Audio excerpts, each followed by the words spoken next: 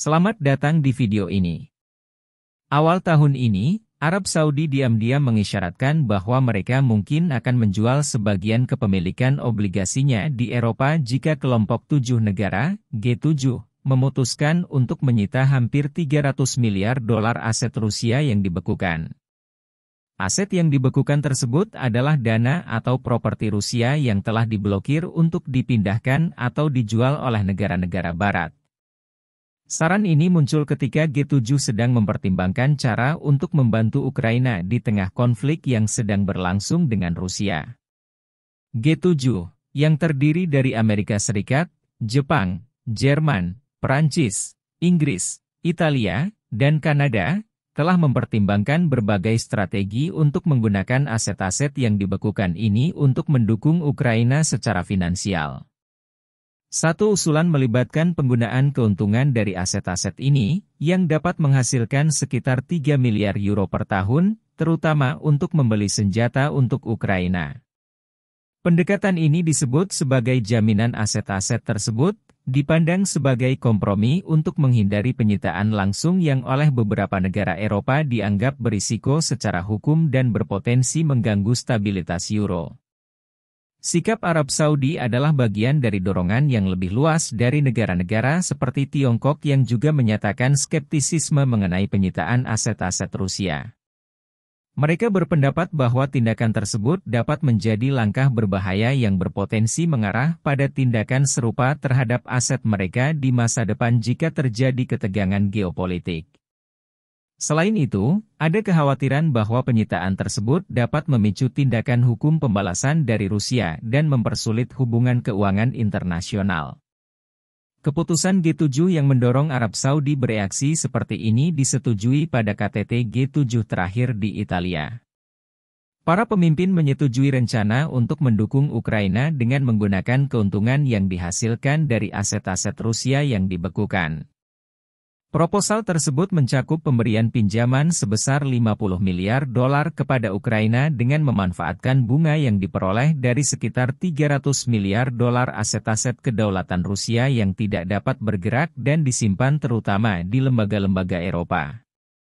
Perjanjian ini dicapai setelah perundingan dan tujuan yang ekstensif untuk memberikan dukungan keuangan jangka panjang kepada Ukraina untuk upaya perang dan rekonstruksi tanpa secara langsung menyita aset-aset tersebut, yang menimbulkan tantangan hukum dan diplomatik bagi banyak negara Eropa. AS pada awalnya mendorong pendekatan yang lebih agresif, termasuk penyitaan langsung atas aset-aset tersebut, namun menghadapi perlawanan dari anggota Eropa karena kekhawatiran mengenai legalitas dan potensi pembalasan dari Rusia. Sebagai kompromi, negara-negara G7 memutuskan untuk menggunakan bunga dari aset yang dibekukan untuk mendukung pinjaman bagi Ukraina. Memastikan aliran bantuan keuangan yang stabil sambil mengatasi kompleksitas hukum yang melibatkan Kementerian Keuangan. Arab Saudi menyatakan penolakan terhadap gagasan penyitaan aset-aset Rusia, yang dipandang oleh sebagian orang sebagai ancaman halus. Mereka menyebutkan utang yang dikeluarkan oleh Departemen Keuangan Prancis. Negara-negara G7 khawatir dengan ultimatum Arab Saudi karena kepemilikan signifikan Arab Saudi pada obligasi Eropa, khususnya dalam euro dan obligasi Prancis. Meskipun kepemilikan pasti kerajaan dalam obligasi ini tidak diungkapkan secara rinci, pengaruh keuangan mereka secara keseluruhan sangat besar. Misalnya, Pusat Manajemen Utang Nasional Arab Saudi telah secara aktif mengelola dan menerbitkan berbagai obligasi internasional, termasuk penerbitan senilai 122 miliar dolar pada tahun 2024 saja. Kepemilikan obligasi kerajaan di Eropa merupakan bagian dari strategi yang lebih luas, yang mencakup investasi signifikan pada perbendaharaan AS yang berjumlah sekitar 135,99 miliar dolar. Berdasarkan laporan baru-baru ini, portofolio yang luas ini menggambarkan pengaruh Arab Saudi di pasar keuangan global. Para pejabat Eropa sangat khawatir jika Arab Saudi melikuidasi sebagian besar kepemilikan obligasinya. Hal ini dapat menjadi preseden bagi negara-negara lain untuk melakukan hal yang sama dan berpotensi mengganggu stabilitas pasar obligasi Eropa. Kekhawatiran ini diperkuat oleh tindakan Arab Saudi baru-baru ini di bidang keuangan lainnya, seperti menerbitkan obligasi syariah senilai 7 miliar dolar dan secara aktif berpartisipasi dalam pasar obligasi internasional. Keputusan keuangan strategis yang diambil oleh Arab Saudi sangat penting, tidak hanya untuk stabilitas ekonomi kerajaan tetapi juga untuk implikasi geopolitiknya. Pasar Eropa sensitif terhadap perubahan besar-besaran yang dilakukan oleh investor besar seperti Arab Saudi, yang tindakannya dapat mempengaruhi tren pasar dan kepercayaan investor secara global. Seiring dengan upaya kerajaan ini untuk mendiversifikasi perekonomiannya berdasarkan visi 2030, manuver keuangan ini menggarisbawahi pertumbuhan pengaruh ekonomi dan kepentingan strategisnya dalam sistem keuangan global. Arab Saudi dan Rusia telah membina kemitraan yang kuat, terutama dalam kerangka aliansi OPEC Plus, yang berperan penting dalam pasar minyak global. Kolaborasi ini diperkuat melalui perjanjian mereka baru-baru ini untuk memperluas dan memperdalam pengurangan produksi minyak guna menstabilkan harga pasar dan mengelola tingkat pasokan secara efektif. Pada tahun 2023, Arab Saudi dan Rusia memimpin OPEC Plus dalam menerapkan pemotongan produksi yang signifikan. Dengan Arab Saudi berjanji untuk mengurangi produksi sebesar tambahan 1 juta barel per hari, BPD, sementara Rusia berkomitmen untuk mengurangi 500.000 barel per hari, termasuk pemotongan pasokan minyak mentah dan produk. Sebelum melanjutkan lebih jauh, beritahu kami apakah Anda menyukai videonya? Jika ya, silakan klik suka dan bagikan, dan mari kita lanjutkan. Langkah-langkah ini merupakan bagian dari strategi yang lebih luas untuk melawan tren pasar yang bearish dan memastikan pasar minyak yang seimbang di tengah proyeksi permintaan yang berfluktuasi. Kerjasama strategis antara kedua negara ini bukan sekadar respons terhadap kondisi pasar saat ini, namun merupakan refleksi dari keselarasan jangka panjang kedua negara dalam OPEC. Bersama-sama, mereka mempengaruhi lebih dari 40% produksi minyak dunia, sehingga membuat keputusan-keputusan mereka penting bagi stabilitas ekonomi global. OPEC Plus, aliansi yang terdiri dari 23 negara, sepakat untuk mempertahankan pengurangan ini setidaknya hingga kuartal pertama tahun 2024 dengan kemungkinan untuk memperluasnya berdasarkan kondisi pasar. Kolaborasi yang sedang berlangsung antara Arab Saudi dan Rusia menunjukkan komitmen mereka untuk menggunakan kemampuan produksi minyak mereka yang besar untuk mengendalikan dinamika pasar. Kemitraan ini menggarisbawahi pentingnya peran mereka dalam OPEC secara geopolitik dan ekonomi serta menunjukkan kemampuan mereka untuk memimpin dan mempengaruhi pasar energi global secara signifikan. Keputusan G7 baru-baru ini yang menggunakan aset Rusia yang dibekukan untuk mendanai pinjaman 50 miliar dolar bagi Ukraina telah menarik beragam reaksi dari negara-negara BRICS. Presiden Rusia Vladimir Putin mengutuk keputusan ini dan menggambarkannya sebagai pencurian dan pelanggaran hukum internasional.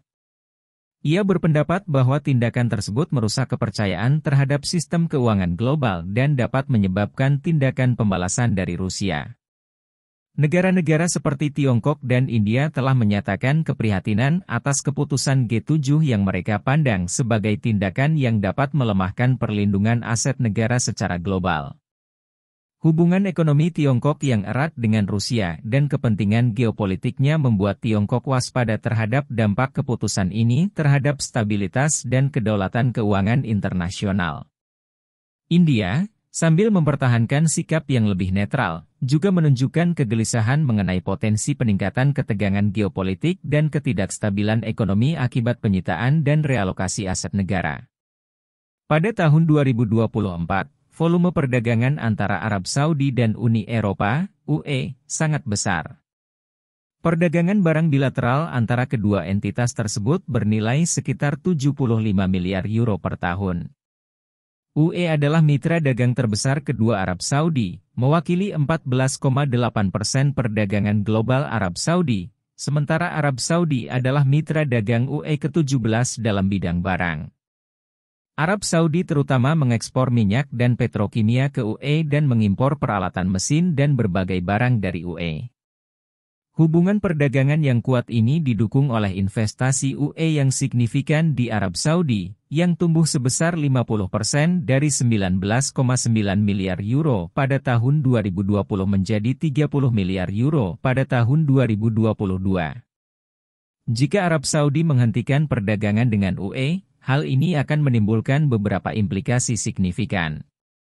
UE bergantung pada Arab Saudi untuk sebagian besar impor minyak dan petrokimia. Gangguan pada pasokan ini dapat menyebabkan harga energi lebih tinggi dan potensi kelangkaan energi, khususnya yang berdampak pada negara-negara di UE yang sangat bergantung pada minyak Saudi. Tindakan seperti itu kemungkinan besar akan menyebabkan volatilitas di pasar minyak global, yang berdampak pada harga di seluruh dunia.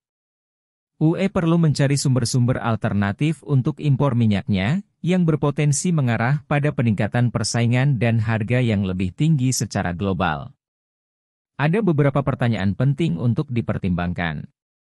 Kelompok 7, G7, telah lama dipandang sebagai kelompok negara-negara kaya, namun kondisi ekonomi mereka saat ini sedang kurang baik. Dan kebijakan mungkin mencerminkan kekhawatiran yang semakin besar mengenai perubahan global, khususnya keputusan yang diambil oleh Arab Saudi baru-baru ini. Apakah negara-negara kaya secara tradisional masih dominan secara ekonomi seperti dulu? Atau mereka sekarang sedang menyesuaikan strategi mereka sebagai respons terhadap tindakan yang diambil oleh negara-negara seperti Arab Saudi yang terus berkembang? Dinamika yang berkembang ini menimbulkan pertanyaan tentang pengaruh masa depan dan stabilitas G7 dalam lanskap global yang berubah dengan cepat. Bagaimana pendapat Anda mengenai video ini? Jika Anda punya pendapat, silahkan tuliskan pendapat Anda pada bagian komentarnya. Dan jika Anda suka dengan video ini, silahkan klik like dan subscribe, dengan begitu kami akan membuat video lainnya untuk Anda semua. Terima kasih dan sekian dulu dan sampai jumpa di video berikutnya.